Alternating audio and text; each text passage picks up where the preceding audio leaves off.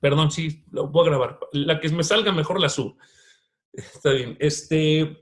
Bueno, entonces,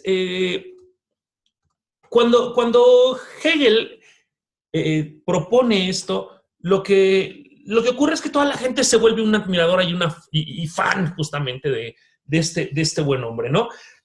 Pero es bien curioso porque pues Hegel va a representar una cosa bien peculiar para toda la filosofía occidental. Como ya les dije, Hegel es el último gran sistema filosófico y para muchos Hegel es el último gran error de la filosofía. ¿Por qué es el último gran error? Una vez un profesor me contaba que para hacer el gran error, pues tenía que haber sido el gran intento. Alguien que se equivoca pues en algo así simple, pues no puede ser el gran error, se equivocó en algo simple. Para hacer el gran error tenías que haber intentado una cosa bestial, monumental, ¿no? Que es lo que justamente hace Hegel. ¿Por qué se equivoca Hegel? Pues porque todo este desarrollo del espíritu absoluto, como él lo menciona, no logra concretarse en algo justamente maravilloso, poderoso y todo lo magnánimo que el buen Hegel quería, ¿no? ¿Qué es entonces lo que va a ocurrir? Pues justamente que a partir del fracaso de estos sistemas, de estas propuestas ideológicas, va a venir lo que muchos van a llamar el oscurecimiento del espíritu. Repito, siglo XVIII, siglo de las luces, la ilustración. Siglo XIX, la consolidación de esa apuesta por la ilustración. Claro que somos bien chidos, nos va a ir súper bien. Todo eso es el siglo XIX, ¿no? Hegel muere, repito, hacia el 1887, si no mal recuerdo, 88, por ahí así. Pues toda esta parte de finales del siglo XIX y principios del XX, pues va a ser justamente el periodo del oscurecimiento del espíritu. El periodo donde se muestra que todas estas pretensiones pues no se logran, ¿no? Este oscurecimiento del espíritu viene muy de la mano con esta idea ilustrada. Si ustedes se acuerdan, si es el siglo de la luz, pues parece ser que entonces todo está iluminado. Muchos autores van a hablar justamente del oscurecimiento de este periodo como si a esta lámpara que nos permitió estar iluminando las cosas se le hubiera acabado la pila, ¿no? La lámpara se empieza a agotar su batería y todo esto que parecía iluminado empieza a mostrar sus tinieblas, ¿no? Las tinieblas justamente son provenientes de esta fuente iluminadora, que creo que todos lo podemos decir ahora ya, pues es justamente la razón, ¿sí? La razón, que era la lámpara que nos permitía alumbrar el mundo, empieza a agotar su energía y lo que se desvelan pues son ahora sus tinieblas, las tinieblas justamente de la razón, ¿no? En este sentido, va a ser bien peculiar porque junto con el oscurecimiento del espíritu va a venir aparejada otra famosa frase que van a retomar varios autores de diferente manera. A mí me gusta mucho la frase que usa el poeta Hölderlin. El poeta Hölderlin es un contemporáneo de Hegel, es un contemporáneo de Schelling, que son justamente estos críticos a la idea de la razón ilustrada, y usa la frase los dioses han huido, ¿no? Es la segunda frase. Una, el oscurecimiento del espíritu. Dos, la huida de los dioses, ¿no? ¿Qué quiere decir que los dioses han huido? Bueno, pues que estas ideas fundamentales, ojo, no es solo el Dios cristiano, porque ya sabemos que en la Ilustración hay una cierta separación de las ideas rectoras de la religión y hay una apuesta por la razón humana. Esta huida de los dioses, así en plural, significa que todos aquellos fundamentos que nos han dado sentido, que nos han dado reglas y valores, no solo morales, sino también en el ámbito de la ciencia, sino también en el ámbito de la política, sino también en el ámbito del arte, pues han dejado su lugar, se han ido. El mundo entonces se manifiesta desde una perspectiva secular, es decir, no hay nada que lo proteja, está puesto ahí, simplemente no hay reglas, no hay dioses, no hay nada que nos muestre, y va a dar lugar a una cosa completamente peculiar, a una especie de monstruos, ¿no? ¿Por qué lo digo así? Porque el propio Camus, hacia 1950, cuando escribe su texto Calígula, una obra de teatro que es genial, nos va a decir que nuestro mundo es resultado justamente del fracaso de estas dos cosas, la razón y la idea de divinidad. Ojo, no se refiere al Dios cristiano, eso es bien importante. Se refiere a los fundamentos bajo los cuales girábamos nosotros, ¿no? Cuando la razón humana fracasa y cuando no hay algo a lo cual podamos asirnos, agarrarnos y que se convierta en un referente moral, nos convertimos en monstruos justamente como lo es Calígula. Calígula es un hombre depravado, es un hombre que quiere poder, que lo ostenta, que lo usa de una manera negativa y que de alguna manera lo que va a estar haciendo es ser un individuo libre para el desajuste justamente de sus propios deseos y pasiones, ¿no? Bien, estas dos frases entonces nos van a mostrar algo súper peculiar. La época postmoderna, la época que podemos datar, muchos la datan a principios del siglo XX, otros la sitúan en mediados del siglo XX, es justamente esta sociedad sin dioses, sin una idea de espíritu completa, sin una apuesta filosófica sistemática, en donde todos los saberes aparecen fragmentados, ¿sí? ¿Qué es lo que va a implicar justamente esto? Pues que entonces el periodo que nosotros vamos a abordar, que es justamente la sociedad contemporánea, nos muestra un ámbito de acción en donde no hay referentes morales, en donde todo está fragmentado, en donde parece que en lugar de tener un camino estamos situados en un laberinto y estamos justamente probando con diferentes vertientes el por dónde tenemos que movernos, ¿sí? Bien, voy a empezar a compartir una presentación. ¿No hay dudas hasta ahí? Porfa, si hay dudas me detienen, ¿eh?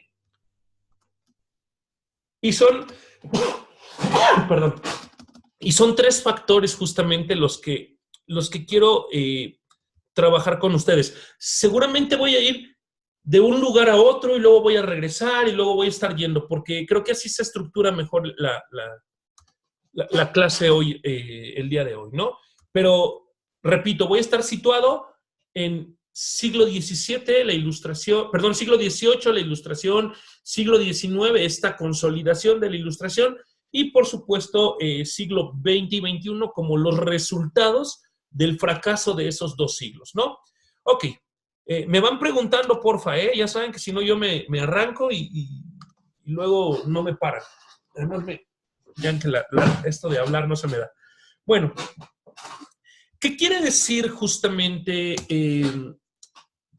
esta idea de que los dioses justamente han huido, de que el oscurecimiento del mundo se ha dado, que la lámpara haya agotado sus energías? Bueno, básicamente lo que los tres grandes pensadores de la escuela de la sospecha nos dijeron, ¿sí?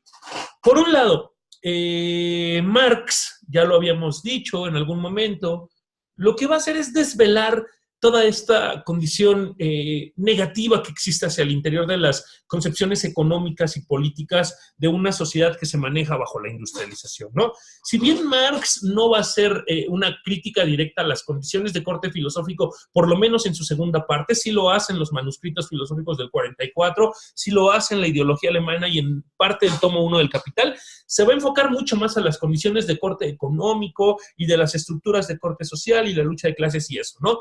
Eso es importante. Freud, por supuesto, devela en el ser humano una estructura mental, una estructura psíquica que es resultado de ciertas represiones, de corte pulsional y demás cosas, ¿no? Quienes se dediquen a la psicología creo que nos podrán ayudar de una mejor manera, pero también devela justamente que la cultura tiene una condición enferma, ¿no? Y esta condición enferma refiere a varias condiciones también importantes, entre ellas, pues justamente tapujo o esta lucha, más que tapujo, esta lucha que hay entre el super yo y el ello, ¿no? Y ahí estamos, este yo situado en medio entre el querer, entre el desear y entre el debes y todo esto, ¿no?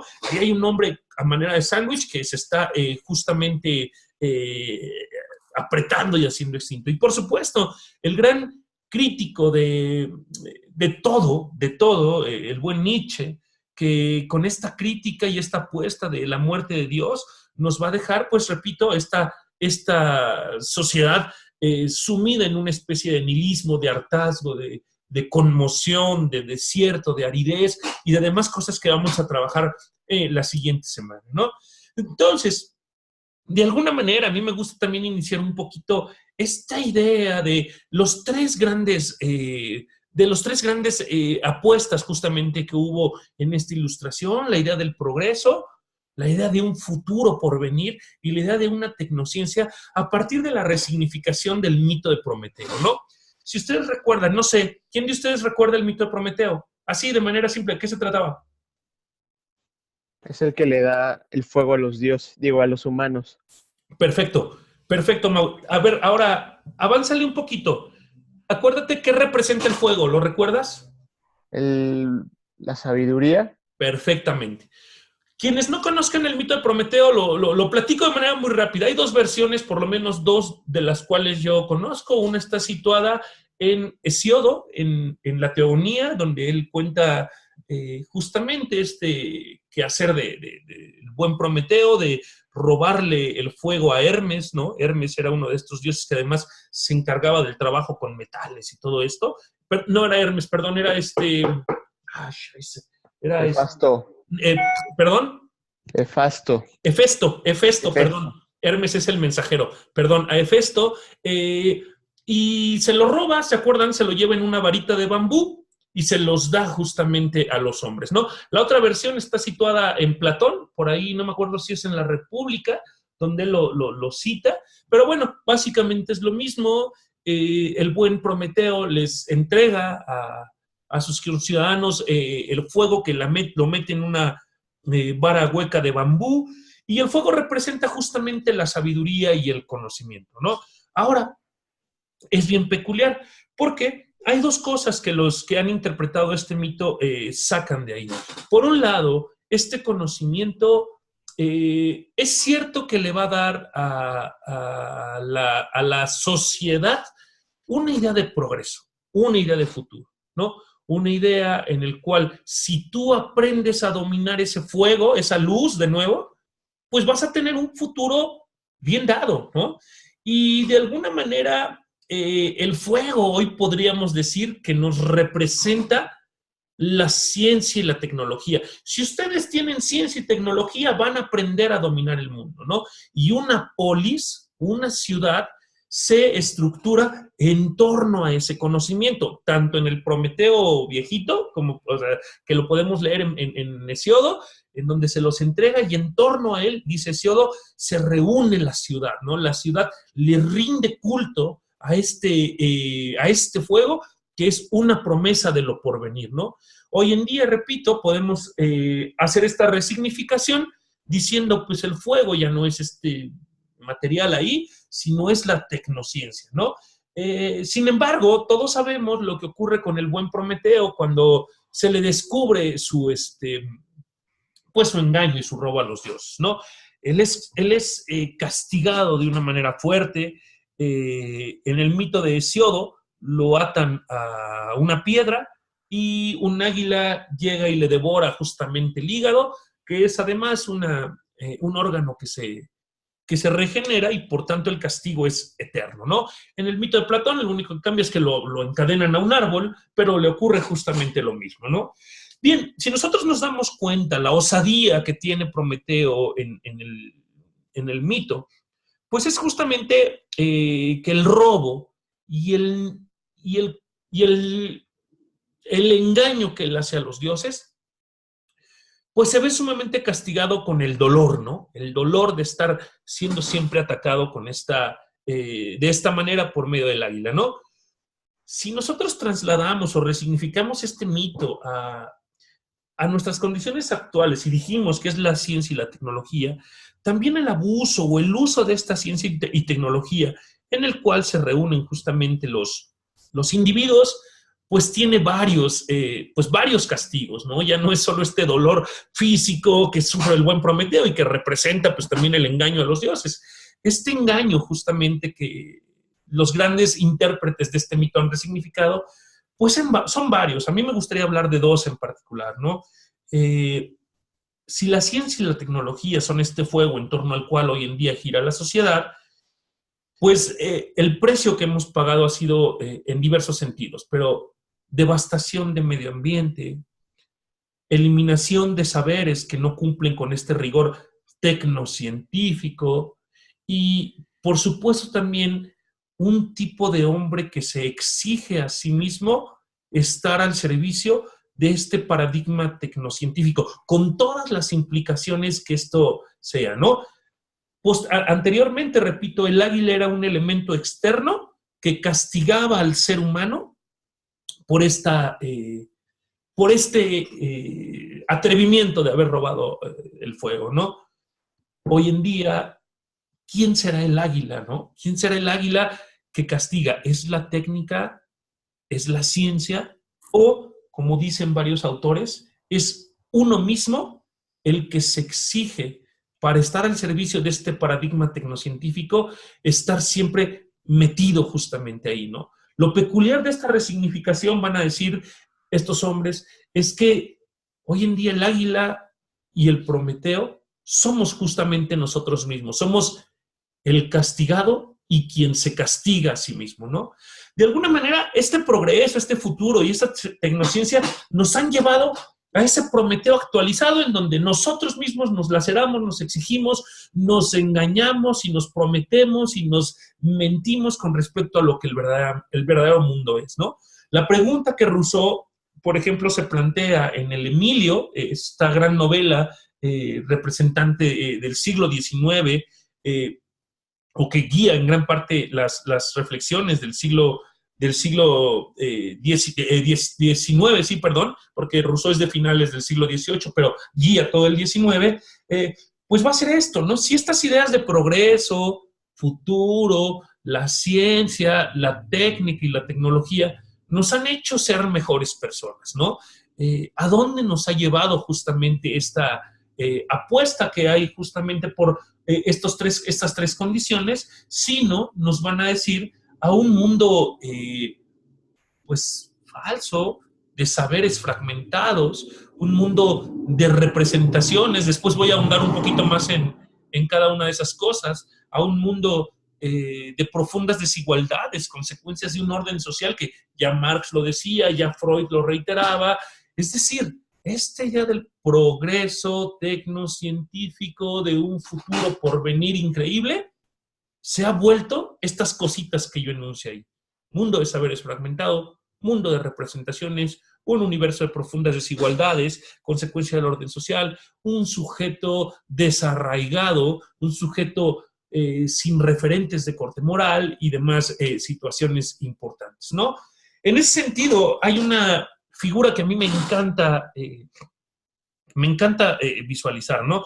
Quien conoce justamente este periodo romántico, se acordará mucho de Mary Shelley, esta escritora que hace una novela increíble que todo el mundo conoce, que es Frankenstein, y que de alguna manera representa muy bien todo lo que va a venir en el siglo XX, ¿no?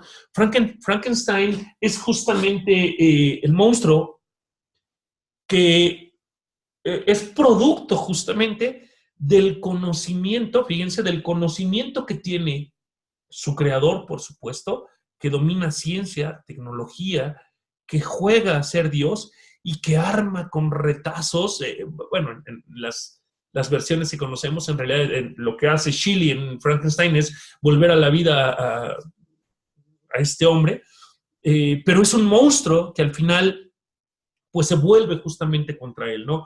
Un monstruo creado a partir de la ciencia, de la técnica, con un montón de retazos, de fragmentos, y que al final, repito, vuelve justamente se vuelve justamente contra Víctor Frankenstein, no creo que se llama Víctor, ya no me acuerdo. En fin, este es el panorama en el cual nos centramos justamente para entrarle a la época posmoderna. No sé si vayamos bien.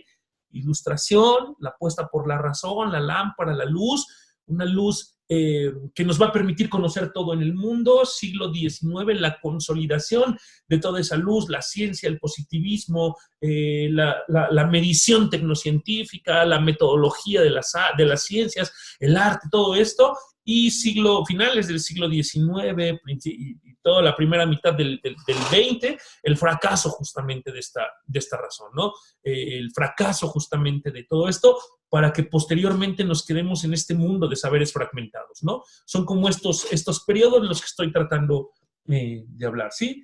Bien, ejemplos entonces de esto, pues podemos tener un montón, miles, ¿no? Sin embargo, repito, yo me voy a quedar con algunos, ahí pongo una sociedad del consumo y de la producción, en donde tenemos, es bien curioso, medicina para dormir y no dormir, que usamos de manera indistinta. Hoy sí me quiero dormir, me tomo mi Tafil, ¿no? No, hoy necesito ponerme al tiro y tomo la cosa para no dormir, o me tomo 2 Red Bulls, o lo que sea. O sea, un montón de cosas que responden a una sociedad de consumo que, repito, refleja justamente esta idea del buen Prometeo castigándose a sí mismo. Somos los que nos metemos cualquier cantidad de cosas para rendir en una sociedad que nos exige estar al tiro con ellas, ¿no? Vamos a ver justamente eso, ¿no? Esta sociedad del consumo, yo la quiero trabajar con un autor que se llama Byung-Chul Han, es muy padre, la trabajaremos por ahí, ¿no? Grupos de autoayuda, que no se refiere para nada a grupos neuróticos anónimos o cosas de ese tipo, sino grupos con los cuales yo me encuentro sintiéndome parte de algo, ¿no? En esta era del vacío, donde hay 20 millones de personas o 22 millones de personas en el Distrito Federal, me siento solo, agobiado, sin referencia. Sí, ahí tengo mis amiguitos que me acompañan y después se van y todo esto, ¿no? En esta era del vacío, ¿cómo es que nos necesitamos meter a algo para sentirnos parte de algo, ¿no? Ustedes no saben la cantidad de grupos, bueno, a lo mejor sí saben más que yo, rarísimos que me he encontrado en Facebook, ¿no? Que es la única red social que yo uso, de cosas que esto, ¿cómo puede existir esto, no? Pero bueno, grupos de autoayuda, repito, no en el sentido de, para no beber o para no ser neurótico, sino grupos que me ayuden a sentirme parte de algo en esta era del vacío, grupos que me ayuden a combatir esta falta de sentido, que como lo decía el buen Viktor Frankl, es lo que va a caracterizar justamente a todo el periodo de la posguerra, ¿no? Ahí, por ejemplo, también está el buen Lipovetsky, ¿no? Que nos va a poder ayudar con esto, ¿no? Necesito esta idea de la reconfirmación de mi existencia, de mi atractivo, de saber que soy quien soy, de afianzarme como una persona única, que no tiene comparación y demás cosas, ¿no? Ahí vamos a trabajar también esta idea de cómo se construye el sujeto moderno. Quiero aprovecharme, por supuesto, de esta serie de Black Mirror para trabajarla con ustedes. También esta idea, ¿no? De tiempo sin historia o del fin de la historia. ¿Qué significa tener un tiempo que no está haciendo historia? O pensar, como lo decían también varios autores, que somos justamente inmortales, ¿no? La idea del ser humano que se piensa inmortal es algo que le va a impedir pensar que su tiempo se le está acabando, y que también pensar la muerte, pensar el tiempo, es pensar un proyecto justamente de vida, ¿no? También esta idea de la falta del pensar, a la cual atribuye Heidegger, por supuesto, como le podríamos llamar una idea de que las ciencias hoy en día nos enseñan a ser funcionales, a operar en una sociedad estructurada de cierta manera, que nos dice qué es lo que tenemos que hacer, pero que esto no es necesariamente pensar, ¿no? Saber hacer algo no es saber pensar, y nos va a decir un poco cómo es que tendríamos que entender la idea del pensar. Y por supuesto, me parece, y que es con lo que voy a abrir, por eso lo dejo ahí al último, porque es con lo que abro la siguiente semana, ¿qué implica estar aventado en un mundo en el cual no hay referentes de corte moral, no hay referentes de ningún sentido, no hay referentes de ciencia, porque la razón ya se fue? Bueno, no se fue, porque la razón se fragmentó, porque la razón no cumplió con las expectativas que tenía, porque pues el Dios cristiano ha muerto, ha dado su lugar a nuevos dioses que de alguna manera tampoco han solventado justamente esta necesidad del ser humano, porque ya tampoco la filosofía tiene esta función de regulación, es decir, ¿en dónde nos encontramos? ¿Qué implica esta nada en la cual estamos justamente situados, ¿no? ¿Y qué implicaciones tiene justamente en el ámbito también moral, ¿no? De alguna manera, esto es lo que yo quiero trabajar en la siguiente semana, ¿sí? ¿Vamos bien? Ok, avanzo entonces, ¿no? Para entender entonces qué es la posmodernidad, es decir, este mundo sin referentes de corte moral, sí tenemos que hacer una referencia, por lo menos rápida, somera, a qué entendemos por la modernidad y por qué esta va a ser el principio del acabamiento, ¿sí? Bien, cuando hablamos de modernidad, me parece que podemos entender varias cosas. Ok, lo platico de esta manera. La modernidad va a agrupar un montón de cosas que estaban dispersas justamente después del Renacimiento. La modernidad lo que va a hacer es unir todo aquello que presentaba caminos de verdad, caminos posibles por los cuales el hombre encontraba una verdad, como lo eran, ustedes lo saben, en el Renacimiento, el arte, la alquimia, la ciencia, la matemática, la literatura, la propia religión, eran caminos que tenían concepciones de verdad. Esas desuniones se van a estar uniendo justamente en un punto central y vamos a darnos cuenta cómo es que el ser humano y su razón van a ser los rectores de esa unión. Todo se va a unir a partir de la idea justamente de razón humana. ¿Cómo? Pues lo que tenga los parámetros de la razón va a entrar, lo que no va a quedar fuera. Sin embargo, vamos a darnos cuenta cómo esto va a traer ciertas consecuencias importantes, porque lo que no cumpla con estas características de orden, metodología, cuantificabilidad, cualificabilidad, es lo que va a quedar fuera. De ahí que la filosofía, los saberes humanísticos, la literatura y un montón de cosas van a empezar a ser tachadas de pseudociencia. Justo aquí, en el periodo moderno. Estoy hablando ya de pues 1750, este siglo de las luces, que se va a consolidar, repito, el siglo que viene, el siglo XIX, y que va a empezar a decir, si tú no tienes una estructura metodológica, no me interesas. Ahí va a haber este desinterés por parte de las ciencias humanas y un mayor interés en las ciencias llamadas duras, ¿no? Es cierto, hay una renovación y una novedad justamente en todas las condiciones que la modernidad va a empezar a trazar, ¿sí?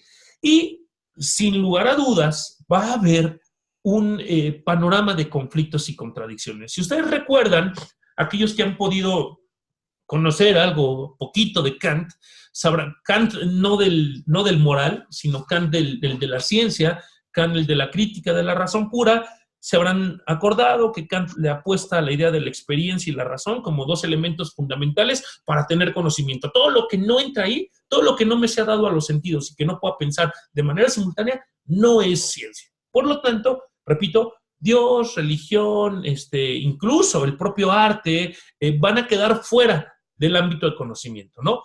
Ahí es donde vienen justamente los conflictos y las contradicciones, porque pues todo el periodo romántico va a ser el primer gran esfuerzo intelectual por decirle a la racionalidad, estás loca, estás siendo dogmática, estás siendo una cosa que está excluyendo cosas que son bien importantes, ¿no? Y por supuesto que ahí en ese tenor van a empezar a generar ciertas ideas de angustia y de ambigüedad con respecto a aquello que no entra a los principios racionales, ¿no? Bien, en ese sentido, sí podemos hablar de que la razón, ya estructurada de esta manera, pues se asiente en un saber racional y va a asumir el dogma del progreso. Si es racional, nos ayuda a progresar. Si quieres progresar, tienes que saber, tienes que tener un saber racional. Se va a generar este vínculo entre racionalidad y progreso. Progreso y racionalidad. Y además, en medio de ellos, va a surgir un tercer elemento que es el que le va a dar a esta dupla su fuerza innegable. Y va a ser la tecnología. Recuerden ustedes, de nuevo, hacia 1850 se consolida, principalmente en Inglaterra, pero también en otras partes del mundo, pues la revolución industrial. ¿Qué implica la revolución industrial o llamado por muchos otros la revolución tecnológica? Pues este dominio justamente de la naturaleza, este dominio tecnológico del medio ambiente que nos van a dar justamente la posibilidad de tener en nuestras manos materia prima, materia que podamos servirnos justamente para lograr, como lo hacía el fuego con Prometeo, la armonía entre los hombres. Entonces, vean ustedes cómo se va dando justamente esta construcción. Razón, progreso, tecnología y dominio de la naturaleza. Lo que no está planteado aquí es que esta naturaleza no es solo la naturaleza no humana.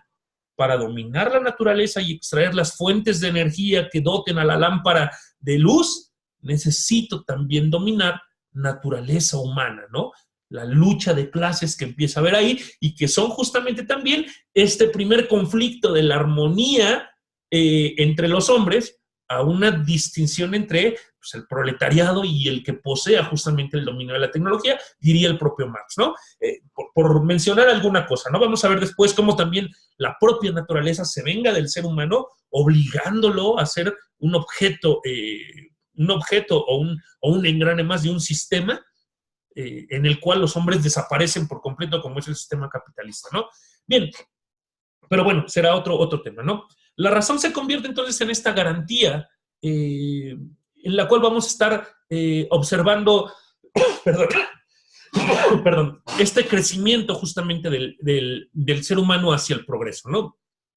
Bien, en ese sentido, los principales críticos, repito, estos que ya estaban viendo ahí en este dominio de la naturaleza y en esta apuesta por el progreso peligros, hablan de una realidad ilusoria, ¿no? Hay una realidad que te dice, si hacemos esto, vamos a construir esto, pero parece una ilusión. Hay una construcción de un sujeto de la multitud. Tú, entre todos estos sujetos, si te esfuerzas aquí y te conviertes en un hombre que estudie cosas de corte racional, vas a progresar, vas a salir justamente por encima de esa multitud y te vas a convertir en un líder que pueda guiar al mundo entero, ¿no? De alguna manera ellos ven justamente en este discurso moderno una especie de seducción soltada justamente al mundo occidental que enamoraba, ¿no? Claro, yo voy a tener entonces este saber racional que me permita dominar a la naturaleza y sobresalir en frente de todos. Por eso decíamos que se generan caudillos, ¿no? Hombres que se entregan justamente a esta apuesta moderna porque se identifican con ella, ¿no? Van a decir otros, como los románticos, repito, que los sentimientos humanos, ahí es donde empiezan los sentimientos humanos, es una frase de los románticos, mueren dando origen a los sentimientos maquinales de dominio, progreso, sobresalir, emprendimiento, todo este tipo de cuestiones, ¿no? Que están justamente presentes ahí, ¿no? Lo cierto es que la modernidad se va a convertir en este ámbito de una experiencia vital, de una experiencia del tiempo, de una experiencia de los otros también, muy importante y muy diferente a las que se habían dado con los otros. Por un lado, o eres mano de obra o eres mi contrincante. Una experiencia que antes no se daba. La comunidad, esto del ser en común, pasa a ser algo completamente diferente. Yo soy lo que tengo. Tengo medios de producción o tengo fuerza de trabajo. Yo soy lo que poseo. O soy el burgués o soy el que trabajo, o el que poseo fuerza de trabajo, ¿no? O soy el hombre que hace de sus deseos y voliciones, como diría Freud, de sus pulsiones, un dominante, un dominador, o soy alguien que las está ahí recabando bajo el debes y todas estas cosas, ¿no? Van a ser esta idea que el propio Nietzsche dice de sociedades de las bestias rubias, como él le llama, y sociedades subyugadas, ¿no? Entonces, sí es cierto que la modernidad va a ser un espacio en donde la experiencia vital, la experiencia del tiempo, la experiencia con los otros, pues presenta ciertas posibilidades y ciertos peligros, ¿no? Por un lado, dentro de las posibilidades positivas, por supuesto, este enamoramiento del cual hablaba en esta...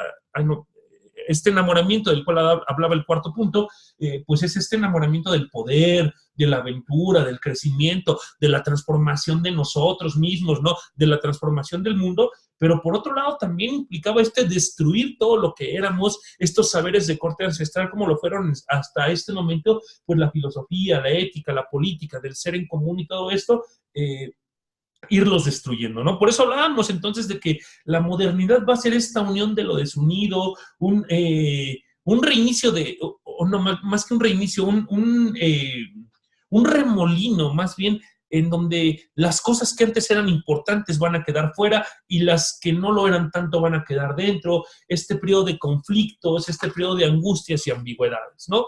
Ahora, de alguna manera, este tipo de saberes racionales que ostentaba la modernidad también exige un tipo de sujeto, ¿no? No puede ser cualquier sujeto, un sujeto moderno. En ese sentido, esto ya lo dije, bueno, en ese sentido sí va a hablar justamente el discurso moderno de un tipo de hombre que se quiere construir, ¿no?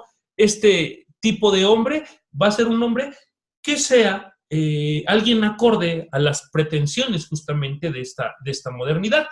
Este hombre que sea adaptable, que sea funcional a las condiciones que la propia modernidad exige, ¿no? Algo importante, ¿no?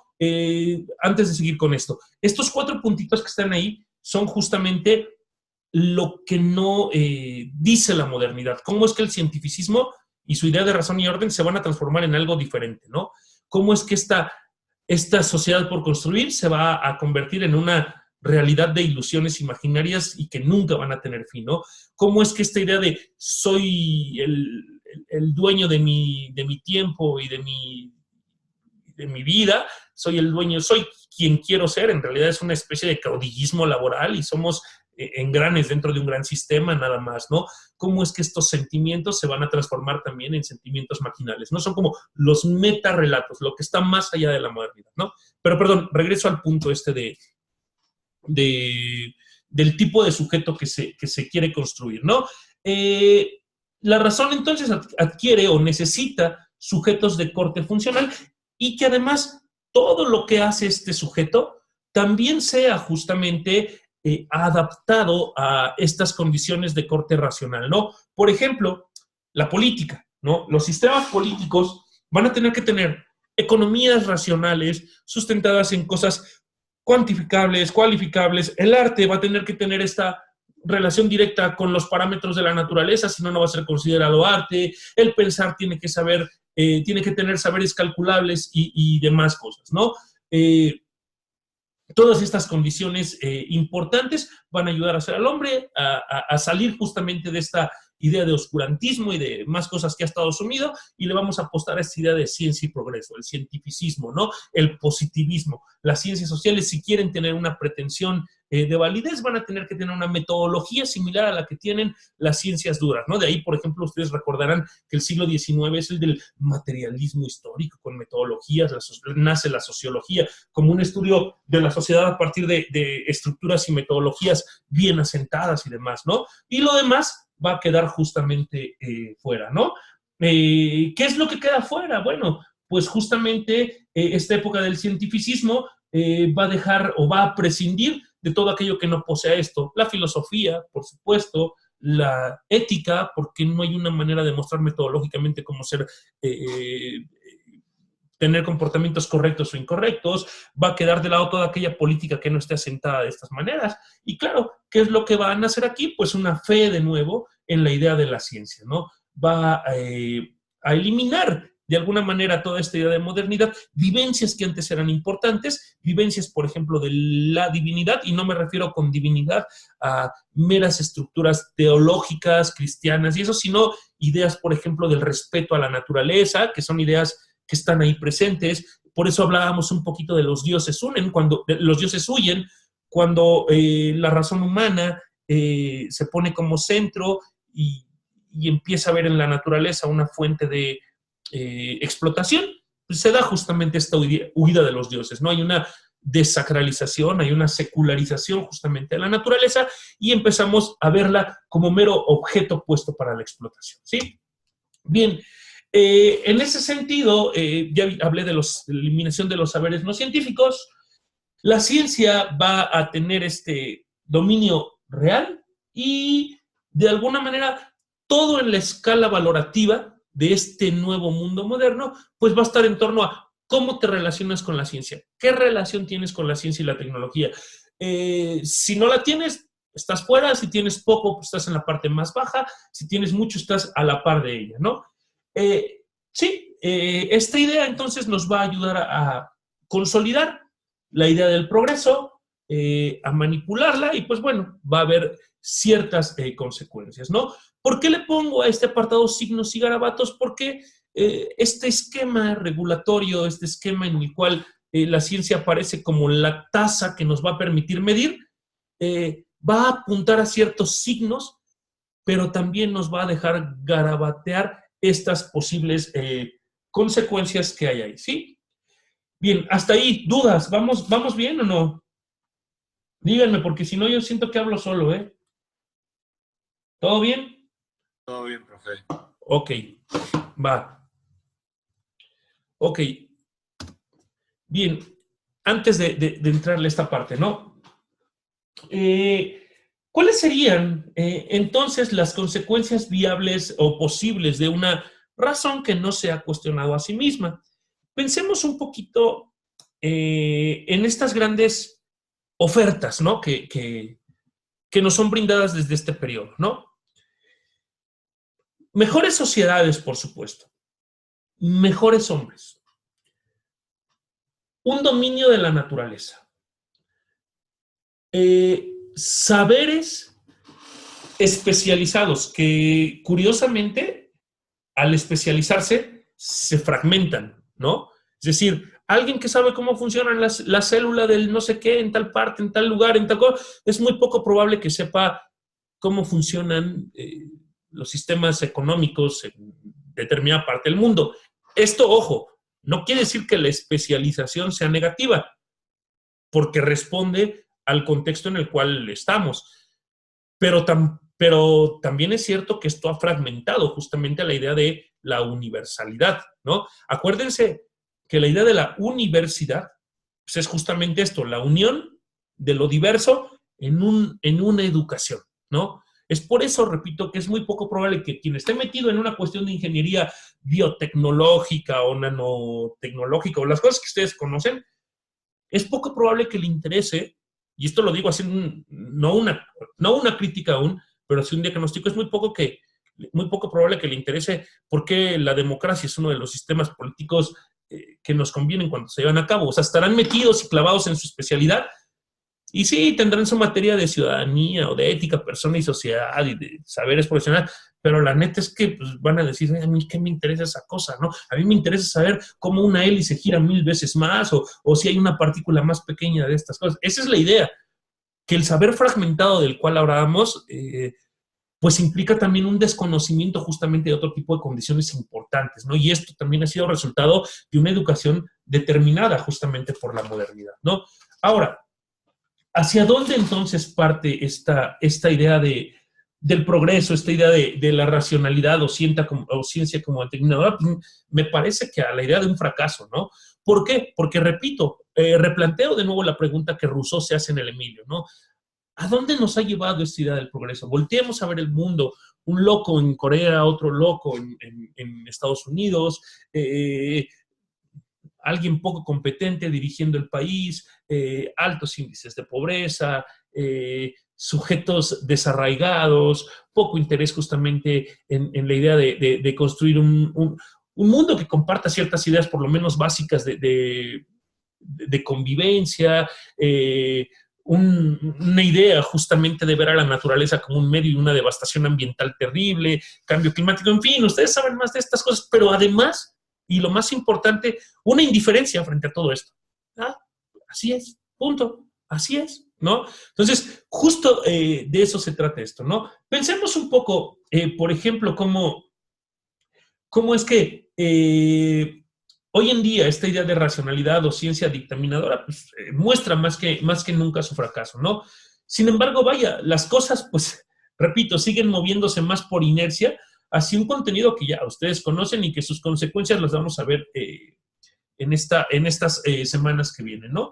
Pero sí era importante ver que este sujeto postmoderno, pues presenta este desapego, esta indiferencia, no le interesa descubrir dónde estaría la solución, lo que le interesa más que nada es descubrir o empujar de manera más fuerte hacia dónde podemos encontrar y descubrir más cosas, ¿no? En fin, estos valores se han transmutado, ¿no? Y de cierta manera, una de las críticas súper interesantes que vienen a esta idea del progreso nos viene dada por un autor que se llama Walter Benjamin. No sé si alguno de ustedes lo conozca. Este autor es genial porque, bueno, les cuento así rapidísimo la historia de Walter Benjamin. Es un hombre que es judío, radicado en Alemania, en la Alemania nazi, que justamente quiere huir, pues cuando se empieza a dar toda esta cuestión del holocausto y las fuerzas de la Gestapo lo agarran justamente en la frontera entre Francia y Alemania y no recuerdo o no me acuerdo si el dato era preciso, si se suicidaba antes de eso o lo arrestaban y lo mataban, no me acuerdo, ¿no? La idea es que junto con él iba un portafolio donde él llevaba sus escritos y en estos escritos él nos compartía un textito que se llama Las 10 tesis sobre la filosofía de la historia, del cual a mí me encanta una, ¿no? La 9ª tesis sobre filosofía de la historia es genial, es maravillosa y es la que quiero compartir con ustedes. No sé si alguien ya la conoce o a lo mejor la conocen por una cosa ahí como de rebote, que es justamente una pintura que está si no mal recuerdo, en el Rijksmuseum en Holanda, de un autor holandés que se llama Paul Klee y que habla sobre el Angelus Novus, ¿no? ¿Alguien conoce esta figura? ¿Nadie? Bueno, platiquemos un poquito de este cuadro, ¿no? También para darle un poquito de que no solo hable yo tanto. El Angelus Novus de Paul Klee es un cuadro que Benjamin conoce y a partir de la interpretación que él hace de este cuadro, justamente va a escribir la 9ª tesis sobre su filosofía de la historia. Si ustedes se dan cuenta, lo que menos vemos ahí es la referencia a un ángel tradicional como los hemos conocido. O sea, si uno piensa en un ángel, pues piensa ahí a un niñito, así como bonito, como, pues no sé, ahí con sus rublos y todo ahí bien, bien, bien chido, ¿no? Pero este ángel, este nuevo ángel, tiene cosas muy peculiares, ¿no? No sé, si yo les pidiera hacer una interpretación así intuitiva de este cuadro, ¿qué me dirían? ¿Qué quería mostrar el autor con este cuadro? ¿Quién se aventura? Cuéntenme. Es intuitivo, no estamos en clase de arte. O sea, es ver como que entendemos, profe. Sí, exactamente. Tú ves ese cuadro y yo te pregunto, mi buen Arturo, oye, ¿qué crees que hizo Klee cuando dibujó este ángel? No sé, profe, estar en drogas, yo creo. No, no es cierto. No, está chido, sí está bien drogas, la neta, sí. Vele los ojos, la neta, ¿no? Neta. Pues a mí me parece como un animal, como un pollo. Ok, vale, está chido, pero ahora, imagina esto. ¿Por qué le llamaría ángel a un pollo? O a una cosa como esta. ¿Por qué será un ángel? Ahora, Es su percepción, ¿no? O sea, claro, pero a ver, vamos a pensar en algo. ¿Qué te dice? O sea, tú lo ves y ¿qué dices? ¿Qué quiere decir el buen Klee? Pues que tal vez el ángel para él no es lo mismo que eran los ángeles en el Renacimiento. Ok, va. Trae cosas diferentes. ¿Qué sería lo diferente para empezar? Pues la falta de detalle. Ok, hay una falta de detalle. ¿Qué más hay? Esa falta de detalle, además, ¿en qué lo vuelve? ¿En qué lo volverá? Pues en A lo mejor algo. Sí, sí. no, a lo que antes queríamos como ser ángeles y por eso teníamos que obrar bien para llegar a eso y ahora pues nos hemos vuelto como monstruos, o sea, y sin forma Ok. y animales en sí. Ok, va, es una idea. Y eso Ya le van pegando de manera muy interesante. Ok, Cindy dice, este ángel tiene todo menos la idea de bonito, ¿no? Es algo medio monstruoso, ¿no? Es algo medio monstruoso. ¿Qué les llama la atención además de eso? Además de los ojos de drogas, como dijo Arturo. yo digo que la cabeza está demasiado grande, entonces siento que le está dando como mucha importancia a lo que pensamos y no a lo Le que acabas de hacemos, dar un como si el punto cuerpo. súper importante, Cindy. La cabeza está llena, está llena. Ahora, ¿de qué está llena? Parecen como serpientes, ¿no, profesor? Como vivo, no sé. Ok, sí es algo enrollado. No son serpientes, pero sí es algo enrollado. ¿Qué será? O sea, ya como la traducción literal sería como muchas ideas, pero todas disparejas, o sea, no, que no siguen una misma corriente ni una misma postura, o sea, Ok, Ana. como de todo un poco.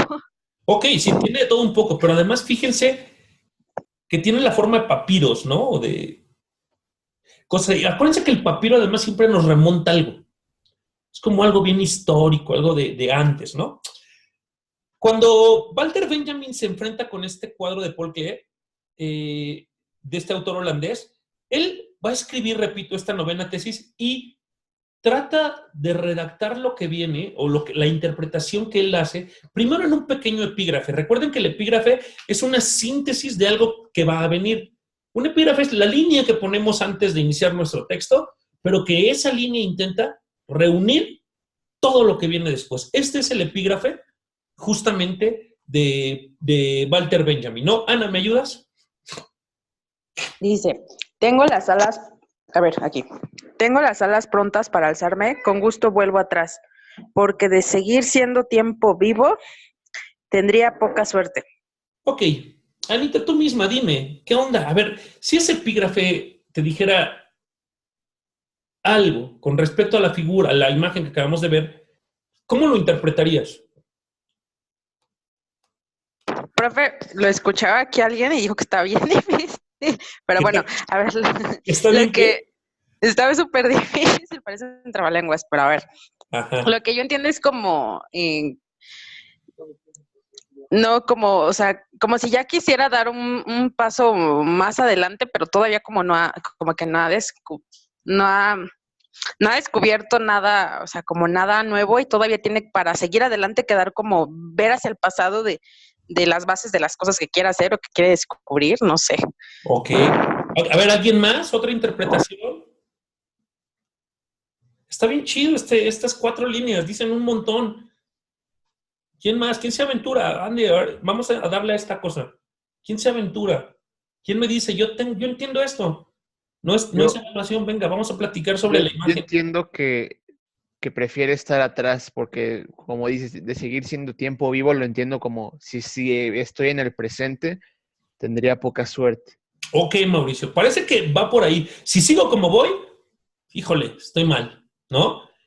Yo quisiera volar, pero ese vuelo, diría, la primera ala, tengo las alas prontas para volar, para irme, pero con gusto voy atrás, porque si sigo como voy, parece que lo que nos viene no está chido, ¿no? Fíjense lo que dice Benjamin, de nuevo, les volteo de nuevo el cuadro para que lo vean.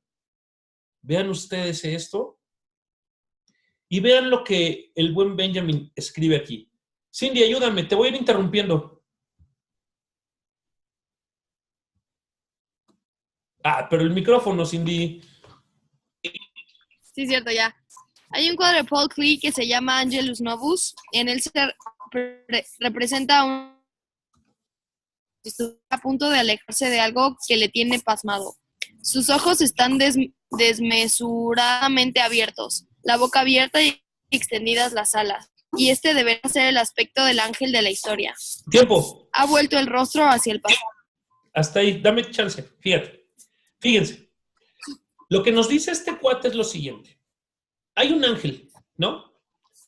Y parece que se quiere alejar porque lo que vio le espantó. O sea, él tiene los ojos abiertos porque hay algo que le espantó, pero fíjense lo peculiar. Tenía las alas extendidas, ¿no? Así, abiertas, ¿no? Entonces, volteó al pasado y le espantó algo, ¿sí? Vamos a ver qué es lo que le espanta, ¿sí? Sigue, Cindy. ¿Me trabé yo o se trabó solo Cindy? ¿Me trabé yo? Creo que solo Cindy. Ah, bueno, Mau, ayúdale porque Cindy... Ahí está. ¿Sí, Cindy? Sí, Dale. he vuelto el rostro donde a nosotros se nos manifiesta una cosa. Él ve una catástrofe única que amontona incansablemente ruina sobre ruina, arrojándola a sus pies. ¿Quién quisiera él detenerse, despertar a los muertos y descomponerlo Hasta ahí, despedazado? Va. Chequen. Dice él que cuando volteó hacia el pasado, o sea, volteó a ver la historia, a nosotros parece que se nos parece que se nos muestran datos nada más. Ay, sí, 1810 la independencia. Ay, sí, 1779 la revolución. Ay, sí, tal. Puras cosas de ese tipo, ¿no? Pero donde nosotros vemos datos, él ve catástrofes que amontonan incansablemente ruina sobre ruina. El fracaso de la historia, las guerras mundiales, las destrucciones de ciudades, todo este tipo de cosas, ¿sí? Y estas ruinas están justamente ahí. Esto es lo que le espanta al ángel de la historia. Si la historia hiciera un vuelco o una mirada hacia el pasado, no vería los datos que nos enseñan en las escuelas, de apréndete esto. Lo que vería es que en esa historia hay una historia de muerte, de destrucción, de clases sociales, de individuos fragmentados y todo esto, ¿no? Ahora, fíjense bien en lo que va a decir, ¿no? Mauricio, ahora ayúdale tú a Cindy. Bien quisiera él detenerse, despertar a los muertos y descomponerlo despedazado. Pero desde el paraíso sopla un huracán que se ha enredado en sus alas y que es tan fuerte que el ángel ya no puede cerrarlas. Este huracán le empuja irreteniblemente hacia el futuro, al cual da la espalda, mientras que los montones de ruinas crecen ante él hasta el cielo. Este huracán es lo que nosotros llamamos progreso. Ok. Chequen entonces. El ángel al voltear se espanta, quiere empezar a componer todas estas cosas que la historia ha destruido, pero el maldito impulso del progreso que siempre te dice avanza, avanza, avanza, avanza, avanza, no lo deja. Las alas le quedan enredadas en este huracán, en este viento, a la manera de cuando una sombrilla nos jala, o sea, no nos deja ir hacia donde queremos, porque parece que el huracán maldito nos dice, o no nos dice, simple y sencillamente te lleva. Esta es justamente la inercia de la cual hablábamos. Ahora, le estamos dando la espalda al futuro si es que nosotros pensamos justamente que queremos ir en contra de eso, ¿no? Sin embargo, la ruina sigue, se va amontonando, se va acumulando, se va haciendo cada vez más extensa, ¿no? Walter Benjamin, cuando hace esto, nos dice claramente, esta es la idea del progreso. La idea del progreso es una idea que no se detiene, que te obliga justamente a ir hacia adelante, en donde tú y todos los demás se ven arrastrados, se ven envueltos. Y aunque a veces se quiera justamente entrarle a esta cosa, puta, estamos ahí agotados, ¿no? El progreso de alguna manera nos exige justamente ser exigidos, ¿no? Y cancelan justamente esta idea del pensar. Porque hoy en día, ¿quién se cuestiona si verdaderamente progresar de esta manera sea lo adecuado? O sea, ¿quién se cuestiona? Cuando decíamos, Heidegger, el pensar o la falta del pensar es justamente a esto. ¿Qué tanto hemos cuestionado nuestro progreso? O la idea de progreso que nos ha sido ofertada, ¿no? Ahí es cierto que la idea de progreso señala hacia muchos lados, pero también hacia ninguno. ¿Hacia dónde avanzamos como sociedad? Repito, no es esto una cosa todavía moral de, ay, sí, qué mala onda y sociedad, pero la neta es esa, güey. ¿Cuándo nos hemos puesto a pensar que las cosas como están dadas nos llevan a ser una mejor sociedad, que la educación como está estructurada, de la filosofía, la ética, la política llevada de manera adecuada, pues están fuera, ¿no? ¿Por qué? Porque lo que nos interesa es tener el dominio justamente tecnológico del mundo, ¿no? Aún y cuando esto nos constituye o nos exija ser un tipo de sujetos completamente diferentes, ¿no? En ese sentido, hay algo bien interesante ahí, que es lo que Horkheimer marca como un mito más, ¿no? Esta idea del progreso que nos decía, vamos a ser, voy a usar una palabra mala, vamos a ser bien chingones, vamos a tener unas sociedades bien rudas, bien pros, puta, se convierten en un mito más. ¿Y cuál es la base del progreso? Pues la idea de racionalidad. Entonces, ¿qué? ¿La racionalidad también fue una mentira, como lo fueron los mitos? ¿No? Y ahora entonces, ¿en dónde nos encontramos? Si todas estas apuestas que le hemos hecho nos han aventado a ciudades ruinosas, a sociedades desiguales, a sociedades donde solo unos pocos las controlan, sociedades donde no hay una verdadera, justamente, ecuanimidad política, ¿no? Donde tenemos esta zozobra de si Corea empieza la guerra con Estados Unidos, donde todo este tipo de condiciones, pues, ¿cuál progreso, no? ¿Cuál progreso? Es justamente hacia donde lanzan la pregunta estos individuos, ¿no? ¿Cuál razón? No es cierto que no solo la lámpara ya se empezó a apagar, sino que ha extinguido justamente todo lo que está ahí. Justamente ahí es donde estamos, en este proceso de pensamiento con Heidegger, con Horkheimer, con Adorno, con Foucault, con Deleuze, con Baudrillard, con Derrida, con Bátimo, con Lyotard y con el propio Lipovetsky, ¿no? Son justamente estos autores los que nos van a ser justamente críticos desde la posmodernidad de toda esta condición moderna, ¿no? Vemos cómo esta idea, pues sí, mesiánica del progreso, pues se fragmentó, ¿no? Esta idea de yo progreso, voy a ser quien los guíe a través del desierto hasta la ciudad prometida. Y esta ciudad nunca llegó, nunca se construyó, al contrario, se convirtió en una ruina tras ruina tras ruina, y en lugar de ver hoy este camino directo, este camino que nos dirigiese, ya estamos situados en un laberinto que parece tener un montón de caminos, pero pocos verdaderamente salidas, ¿no?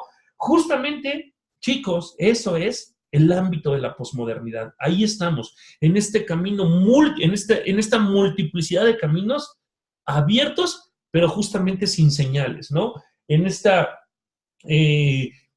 lugar en el cual los metarrelatos de la modernidad se están haciendo evidentes y en donde también, pues, la cultura está haciendo muestra esta falta de pensamiento, esta falta de crítica, esta falta de verdad de pensar y esta falta de saberes que fueron justamente dejados de lado, ¿no? ¿Qué nos queda en esta sociedad? Bueno, pues hacer un esfuerzo justamente por pensar desde otro lugar, pensar justamente el hacia dónde, pensar cómo podemos hacerle frente a esto y sobre todo, pues, qué papel como persona ahora jugamos, ¿no?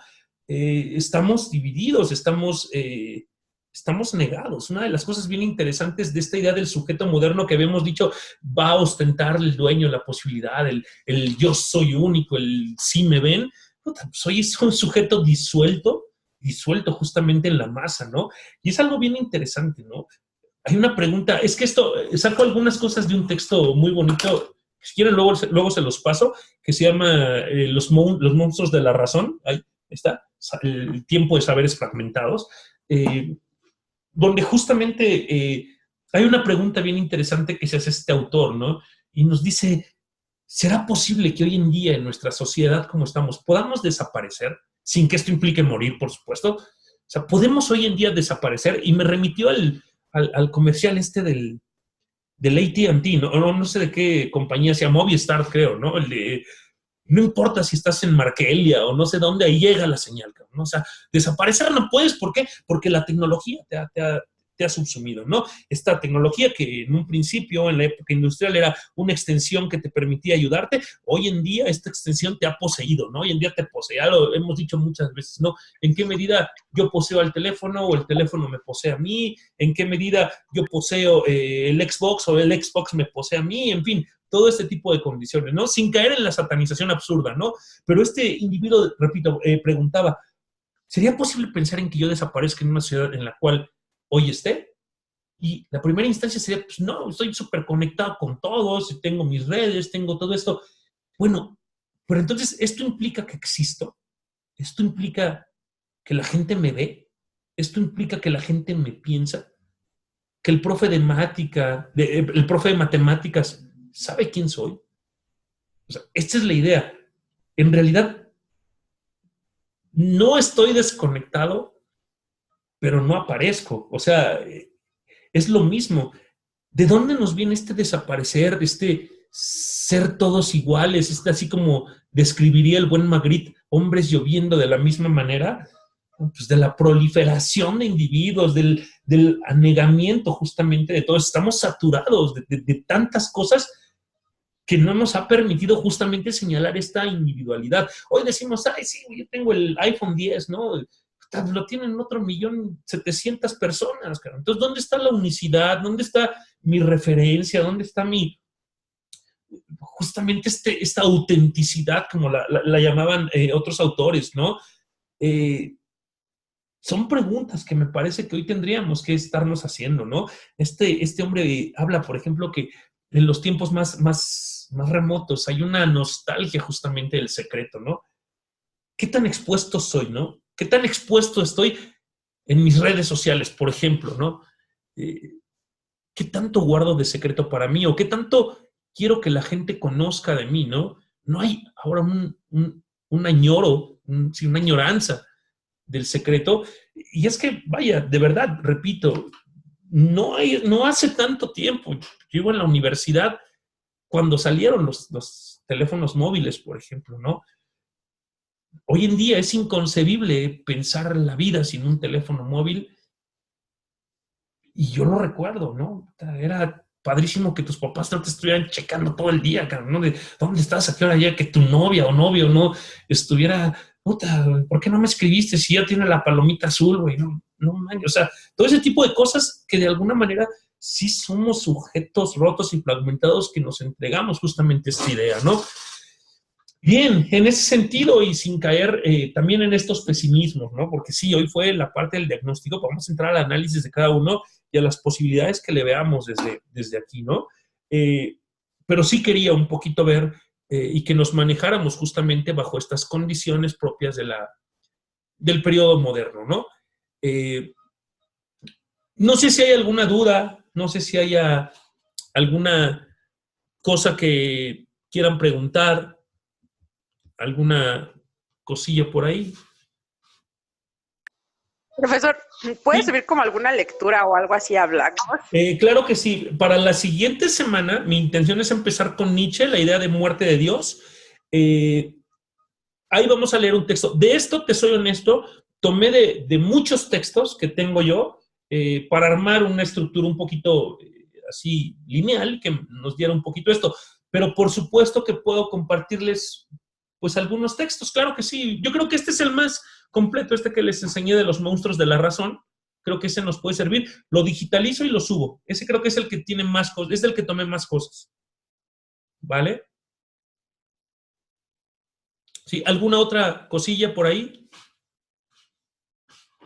Bueno, pues si esto es así, si no hay nada, entonces nada más reitero, yo espero mañana al mediodía que ya tengan ustedes sus calificaciones.